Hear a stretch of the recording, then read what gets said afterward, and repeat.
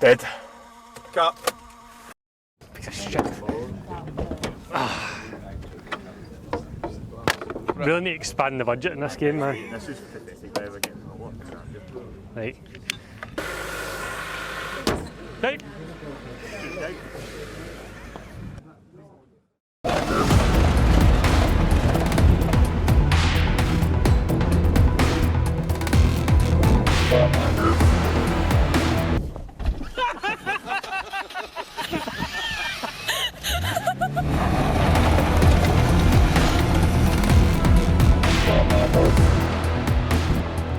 This is a second generation Honda CR-V, and if you're in the market for one of these, you've clicked on the right video, because I'm going to take you over all the common problems, show you everything that you need to know to go off and find the best example in your budget.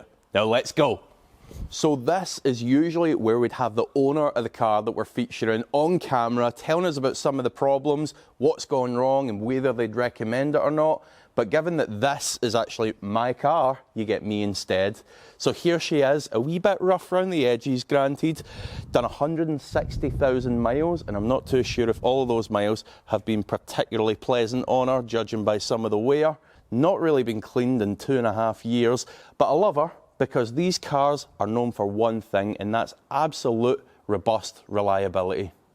So production of the second generation CR-V started in 2001 and ran until 2006. Now the big change in that time was the facelift. That came along in 2005. Now there was a bunch of cosmetic changes. You can actually see on my car, I think it's lost a headlight along the way at some point because someone's actually fitted a pre-facelift headlight, and we have a facelift headlight.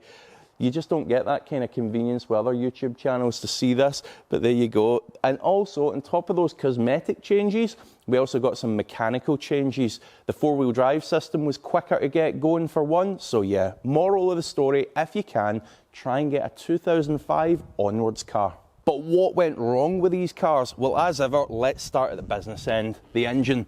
And honestly, there ain't too much to talk about here because it was one of Honda's legendary K-series engines. Now, the actual architecture of this engine is pretty similar to the 2-litre K20s you'll find in other Hondas. This one specifically is the K24, and it is an extremely reliable unit. So the most likely problem you're going to see with these engines, and it really is quite trivial, you don't need to sweat this one too much, it's the air fuel sensor.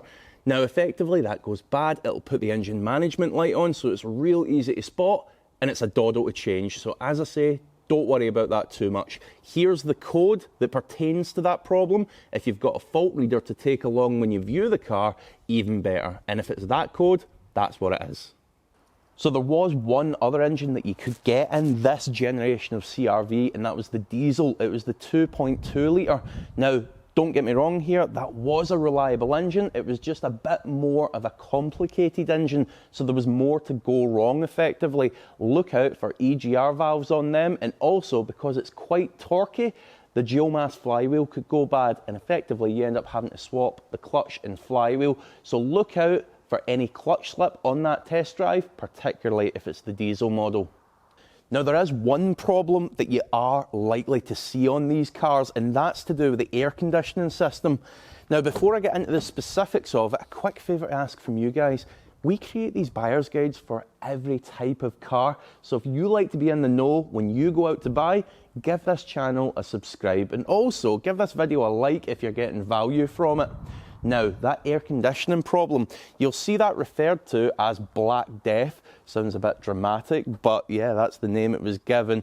The reason for that is the compressor can fail, the air conditioning compressor. When it does, metal shavings go throughout the system and it turns to this kind of black sludge, really horrible, nasty stuff. So the whole air conditioning system then needs to be cleared out. It's quite a big job. So what I'm getting at here is if you're looking at one of these cars, make sure that air conditioner blows cold. Again, particularly on the pre-facelift models, because they changed the compressor design from 2005 on. So as we close down this bonnet, one final thing to mention before we move on from it. Now this isn't a problem as such because they are wear components, but one of the things that can go bad quite quickly is the engine mounts. It's a big heavy lump, the K24 and also the diesel, so it puts a bit of strain on them. When they wear out, you'll feel it as a vibration through the entire car, so bear that in mind when you go out in your test drive. And from there, let's then talk about the drivetrain. We'll start from the front, we'll work our way to the back. There's a couple of things to be aware of here. Number one, we've got the engine up front, obviously. That then goes through a prop shaft to the rear differential. Number one thing, make sure the prop shaft is actually there.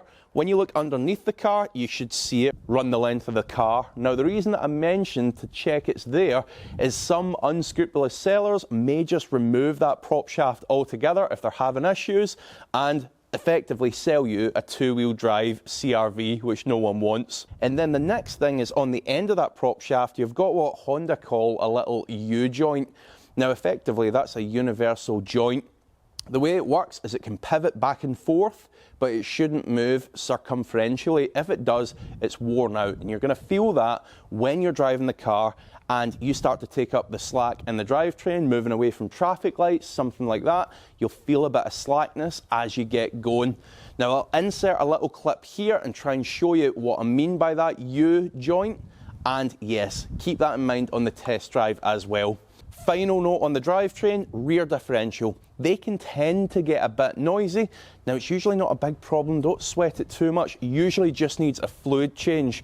The big thing here is make sure you use the correct Honda double pump fluid. If you use something generic, you'll just cause more problems. If it is a wee bit noisy, that's probably what it is. They don't tend to fail that often.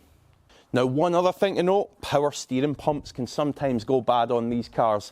The main symptom of that and what you want to be looking out for is an audible noise coming from it. Sometimes like a kind of whining noise, or it could be a bit of a groan as well. Either way, as you put load onto that steering wheel, listen out and check if the pump's making any noise. The other thing that you can do is get under the bonnet here once again and have a look in the power steering reservoir. There's fluid in there, and what we're looking to check is that there's no froth or bubbles. If there is, chances are that pump needs changed. Now, if you get the opportunity to drive the CR-V that you're looking at on some slippy ground, grab it. There's no better way of checking that all-wheel drive system is working okay other than to have it spin up on the rear. So if you get that opportunity, go for it 100%. Just as a reminder, if it's the diesel version you're looking at, bear in mind you want to get that car out on the road as well. Fifth gear and plant the foot. Make sure that clutch isn't slipping or you'll be landed with a heavy repair bill.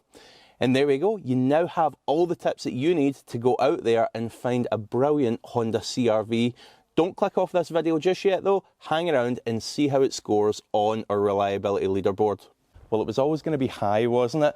These things are ruggedly reliable. And if you get one and you manage to avoid that horrid black death of the air conditioning compressor and the transmission's nice and quiet, chances are you're not going to have any problems whatsoever.